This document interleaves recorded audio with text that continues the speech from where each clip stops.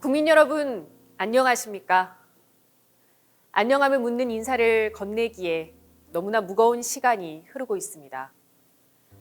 저는 오늘 대통령 선거에 출마할 것을 국민 여러분께 말씀드리며 이 시대를 살아내고 있는 평범한 사람들의 이야기부터 시작해보려 합니다. 오늘날 대한민국은 그저 미안하고 또 미안한 사람들의 사연으로 연명하고 있습니다. 길어지는 코로나19 위기로 실업급여 수급자가 역대 최대치를 기록했습니다. 생을 쏟아부은 가게 문을 닫아야 하는 사람들, 봉쇄돼버린 취업의 문 앞에 사회 초년생마저 되지 못한 청년들, 운명이 바뀌는 절망 속에서도 위로받지 못한 채 가족과 동료들에 대한 미안함으로 고개를 숙여야 하는 사람들이 있습니다. 최저임금을 최고임금이라 여기며 살아야 하는 사람들이 있습니다.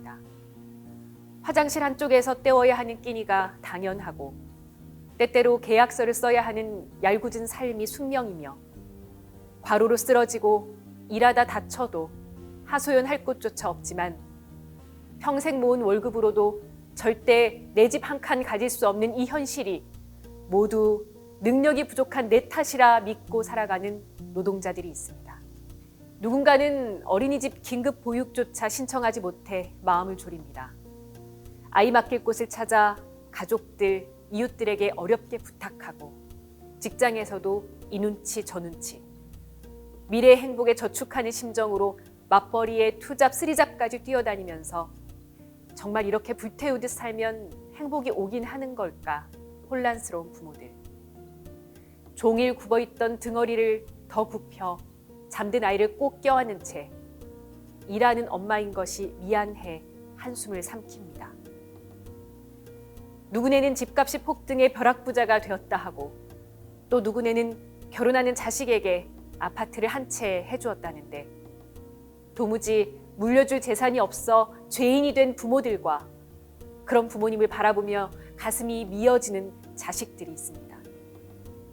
성폭력을 당하고도 더 큰 피해가 두려워 입을 열지 못하고 용기 내어 피해 사실을 털어놓고도 돌팔매를 맞아야 하는 여성들, 자신의 존재를 있는 그대로 드러내는 것만으로도 비난을 감내해야 하는 성소수자들, 아이가 다닐 수 있는 학교를 지어달라고 동네 사람들 앞에서 무릎을 꿇어야 하는 장애 학생의 부모들, 남들과 조금 다르다는 이유로 손가락질 앞에 서야 하는 사람들이 있습니다. 말이 임대농이지 소작농과 다름없는 농사일에 작황이 안 좋으면 안 좋은 대로, 좋으면 또 좋은 대로 손해가 나더라도 모든 게 농사짓는 내 탓이려니 부풀어가는 빚더미를 천대받는 농사꾼의 천명으로 알고 살아야 하는 농민들이 있습니다. 저 서해안에는 화력발전소가 매일같이 탄소를 토해내는데 아이스 아메리카노에 꽂힌 플라스틱 빨대 앞에서 바다거북이에 대한 죄책감이 길쭉하게 삐져나오고 겹겹이 쌓인 배달음식 포장을 뜯으며 나의 양심이 함께 뜯겨져 나가는 듯한 찰나의 감정을 마주해야 합니다.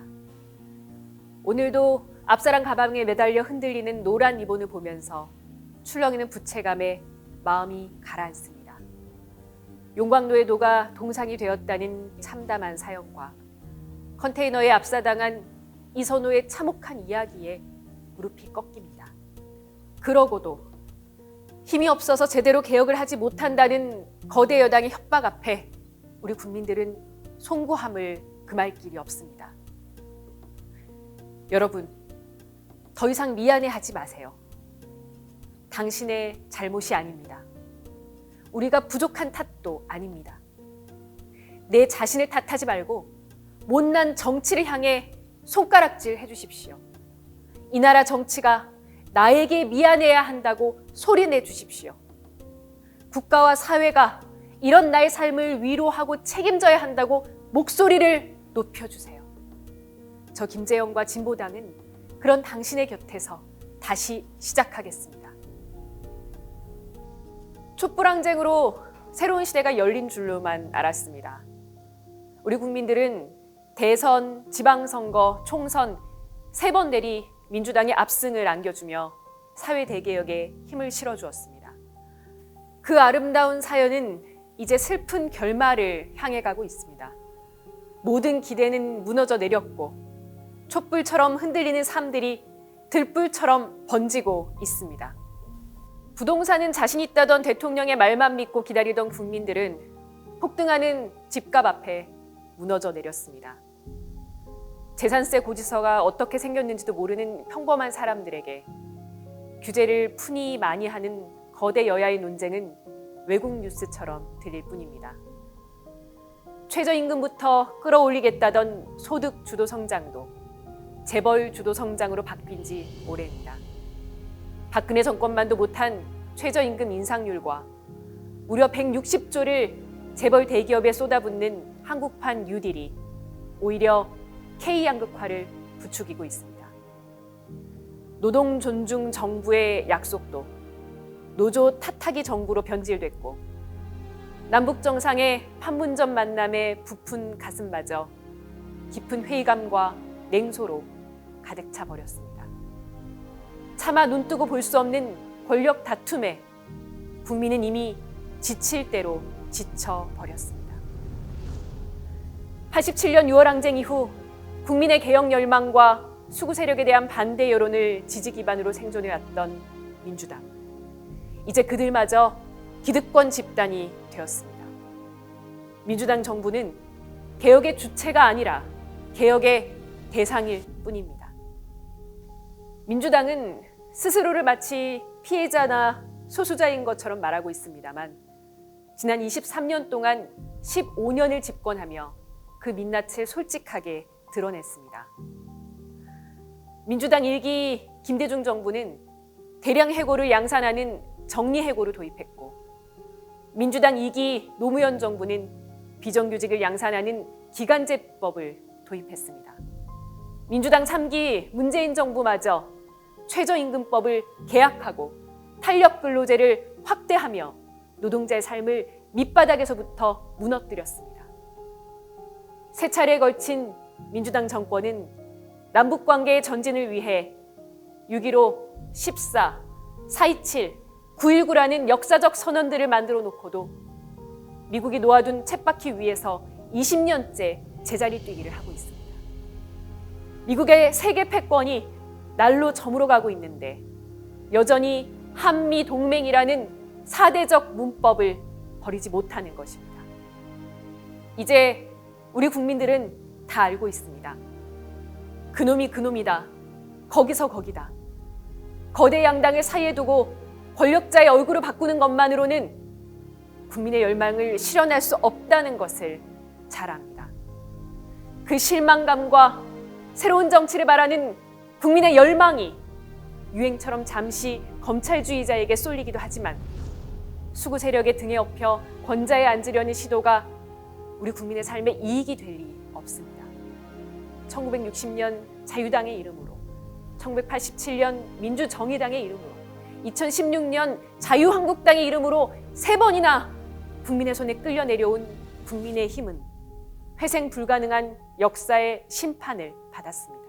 이 불의한 시대에 필요한 것은 오직 불온한 상상력입니다. 기득권을 유지하려는 자들은 지금껏 헌법 안에 있으라고, 질서를 지키라고 강요해 왔습니다. 하지만 지금 이 시대가 요구하는 것은 헌법 밖에 있는 미래의 질서를 우리 삶의 한복판으로 가져오는 정치입니다. 땅은 사고 파는 것이고 학력에 따른 차별은 당연하며 있는 집 자녀들이 더 앞선 출발점에서 시작하는 것이 상식이 된 나라. 최저임금은 보장하지만 부자들의 소유는 끝이 없는 나라. 일자리는 자연스레 정규직과 비정규직으로 나뉘는 게 규칙이고 삶의 성공은 서울과 지방의 거리로 나뉘며 사측과 노동조합, 갑과 을의 격차가 당연한 나라. 이억만리의 미국은 신성한 동맹이라 칭하고 접경한 민족에게는 적대와 혐오의 멸칭을 서슴없이 붙여도 되는 이 나라. 이 썩은 대한민국의 당연하고도 지긋지긋한 질서들을 바꿔야 합니다. 쥐주의 땅을 농민에게 나누어 주었을 때도, 노동자가 하루 8시간만 일해야 한다고 할 때도, 여성에게 투표권을 줄 때도 그 불온함으로 인해 세상이 무너질 것처럼 떠들던 사람들이 넘쳐났지만 세상은 지금껏 진보해 왔고 우리 삶도 이처럼 변해 왔습니다. 저 김재영과 진보당은 과감하게 선을 넘겠습니다. 인물교체, 세대교체와 같은 리모델링으로는 해결할 수 없습니다. 70년 묵은 낡은 시스템을 해체하고 새로운 질서를 만드는 체제 교체를 통해 지금까지와는 다른 대한민국을 만들어 내겠습니다. 적당히 일하고도 행복하게 살 수 있는 세상을 상상해 봅니다. 임금 삭감 없이 일주일에 4일만 일할 수 있는 세상을 상상해 보십시오. 주 4일제로 일자리가 늘어나 취업 기회가 확대되고 경력 단절의 걱정도 줄일 수 있습니다. 주 3일은 휴식과 자기 개발로 에너지를 얻을 수 있고 이에 따른 산업도 확대됩니다. 주 6일제 시대와 놀토 시대 그리고 지금을 비교해 보면 금세 상상할 수 있는 미래입니다. 전 세계 최상위권인 초장기 노동시간, 덴마크보다 연간 70일이나 더 일하느라 노동자들을 그야말로 갈아 넣는 시대도 끝낼 수 있습니다. 그리 되면 노동은 피곤한 것이 아닌 자아실현과 삶의 긍지로 전환될 것입니다. 주 4일제에서도 임금 삭감 걱정은 하지 않아도 됩니다. 상위 20%가 하위 20%이 5배나 더 버는 소득 구조를 바꾸기 위해 소득세 최고세율을 45%까지 높이고 300대 대기업에 대한 법인세율을 30%로 인상하겠습니다. 30억 원 이상의 상속과 증여, 3억 원 이상의 부동산 양도소득에 대해 90%의 높은 세율을 부과해 조세에서의 하후 상박을 실현하겠습니다. 이를 통해 자산의 불평등을 해소하면서 충분한 사회적 재원을 마련해 임금 삭감 없는 주 4일제를 시행할 수 있습니다. 노동시간 단축은 전 세계적 추세입니다. 한국 정부는 탄력 근로자라는 이름으로 과로를 부추기지만 핀란드에서는 같은 이름으로 노동자가 덜 일할 수 있는 권리를 보장하고 있습니다. 김재현은 소득과 자산의 불평등 해소를 통해 임금 삭감 없는 주 4일제를 실시하고 노동이 행복한 나라를 만들겠습니다. 노동조합이 상식이 된 나라를 상상해 봅니다. 천박한 자본주의 사회는 언제나 노동조합을 불온시합니다. 그러면서도 노조가 있는 회사에 취업하면 좋은 회사에 취업했다고 축하하죠. 노동조합 조직률과 행복한 삶은 매우 밀접한 상관관계에 있습니다. 살기 좋다고 소문난 나라들은 모두 노동조합 조직률이 높거나 단체협약 적용률이 높은 나라입니다. 미국의 경제 위기를 살려냈다는 뉴딜 정책의 핵심은 노동조합의 권한을 키운 와그너법이었습니다. 노동조합이 상식이 되어야 일자리를 지키고 임금을 높일 수 있습니다. 노동조합이 상식이 되어야 기본소득 없이도 사회보장과 안전망을 넓힐 수 있습니다. 노동조합이 상식이 되어야 주 52시간까지 일을 시키려는 사람들보다 주 4일만 일해도 괜찮다는 사람들이 힘이 커질 수 있습니다. 김재현은 5인 미만 사업장까지 모든 노동자에게 근로기준법 적용 범위를 확대하겠습니다. 산별, 지역별, 업종별 교섭을 보장하고 단체협약의 적용 범위를 급진적으로 확대해 노동조합이 사회의 상식이 되는 나라를 만들겠습니다.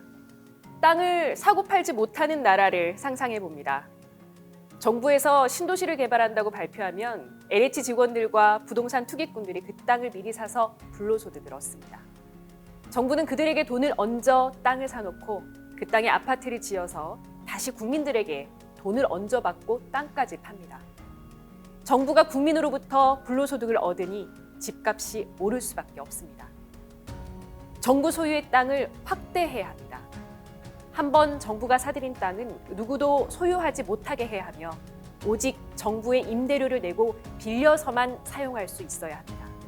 그래야 집값을 잡고 서민들에게 저렴하게 주택을 공급할 수 있습니다. 땅을 사고 팔 수 없게 하는 일은 단순히 부동산 투기를 줄이는 일에 그치지 않습니다. 땅을 개인이 소유할 수 없게 해야 부모로부터 땅을 상속받아 인생의 출발점부터 다르게 되는 자산의 불평등을 차단할 수 있습니다. 김재현은 토지공 개념을 전면적으로 실현하여 부동산 투기를 없애고 자산 불평등 시대를 끝내겠습니다. 20대 대선에 출마한 대선 후보들께도 제안합니다. 이번 대선에서 토지공 개념 원포인트 개헌을 통해 부동산 투기 공화국을 해체하고 서민들의 주거권을 지켜냅시다. 평화로운 한반도, 통일된 나라를 상상해 봅니다. 남북 미중 4자 종전선언이 전 세계의 속보로 타전되는 날을, 남북철도가 연결되어 유럽행 첫 열차에 탑승하려는 인파로 북적대는 서울역의 모습을 그려봅니다. 개성공단을 정비하느라 구슬땀을 흘리는 사람들, SNS엔 금강산 여행 브이로그와 옥류관 먹방이 오르내리고 서로의 생각을 거리낌 없이 터놓고 이야기할 수 있는 나라. 미중 충돌의 화약고인 한반도가 아니라 그 지정학적 가치가 민족의 이익이 되고 세계 평화와 공존을 위해 쓰일 수 있는 그런 나라를 꿈꿉니다. 누구의 눈치도 볼 것 없습니다. 당선 즉시 4.27 판문점 선언의 정신을 따라 개성공단 금강산 관광 철로 연결을 재개하고 조속히 4자 종전선언과 평화협정으로 나아가겠습니다. 징병제를 모병제로 전환하고 우리부터 평화 군축을 해서 군비 경쟁의 고리를 끊어내겠습니다. 이를 바탕으로 2025년 연방통일공화국 건설의 1단계인 남북연합시대를 열겠습니다. 새로운 시대에는 새로운 규칙이 필요합니다. 권력자들의 관심사인 권력구조 개편, 통치구조 개편을 그치는 개헌만으로는 국민의 삶을 바꾸지 못합니다. 87년의 헌법이 차마 담지 못한 시대정신, 촛불혁명의 명령을 담아낸 헌법을 만들어야 합니다. 저 김재현은 헌법을 처음 만드는 재헌헌법에 준하는 수준의 10차 개헌을 통해 지금까지와는 다른 시대, 제7공화국 시대를 열어내겠습니다.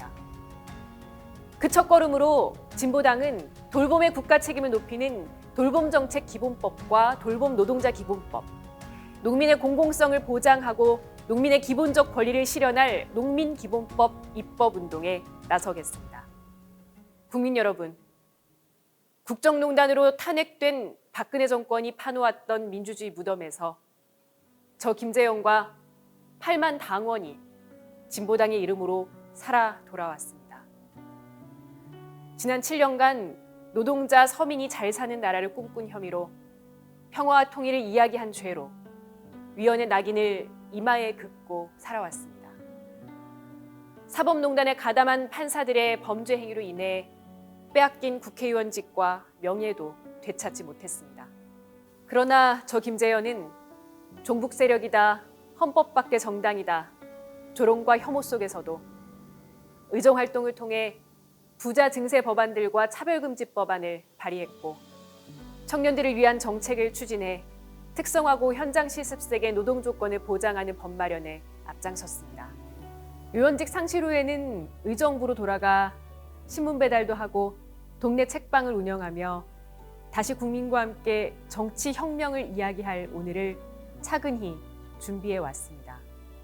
촛불항쟁의 열기를 모아 스스로 정치의 주인이 되고자 나선 비정규직 노동자, 농민과 여성, 청년, 도시빈민들과 함께 새로운 진보 정당을 만들고 지금은 대표를 맡아 전국의 현장을 누비고 있습니다. 진보 정치가 위기입니다. 속 시원한 진보 정치, 희망을 보여주던 진보 정치가 더는 보이지 않는다고들 말씀하십니다. 금기를 넘어 과감하게 미래를 제시하는 진보 정치의 야성이 그립다고 말씀하십니다. 저 김재현과 진보당은 과거의 진보 정치를 넘어서겠습니다. 노동을 진보 정치의 핵심 가치로 중심 세력으로 조직해 진보 정치의 본령을 세우고 새로운 세상을 갈망하는 모든 이들을 넓게 규합해 나가겠습니다. 그리하여 진보 정치를 새롭게 재편하겠습니다. 헌법상 만 40세 이상만 대통령 후보가 될 수 있는 불합리한 제도 아래 만 40세 여성인 제가 대통령 후보가 되는 기회를 얻었습니다.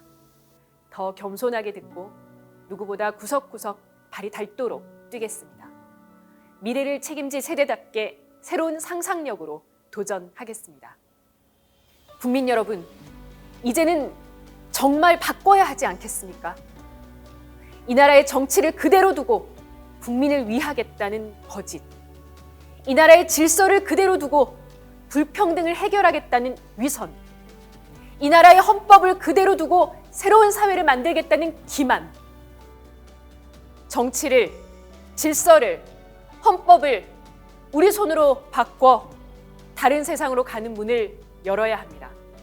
용기를 내주십시오. 소박하고도 간절한 꿈들을 저와 진보당에 모아주십시오. 저 김재용과 진보당의 손을 잡아주십시오. 가진 것은 그들이 더 많을지 몰라도 꿈꾸는 우리가 다수입니다. 저 김재현 그리고 진보당과 함께 새로운 질서를 만드는 정치혁명을 시작합시다. 민중의 세상을 만드는 영광스러운 길에 어떠한 시련도 마다하지 않겠습니다. 이번 대통령 선거가 그 시작이 될 것입니다. 고맙습니다.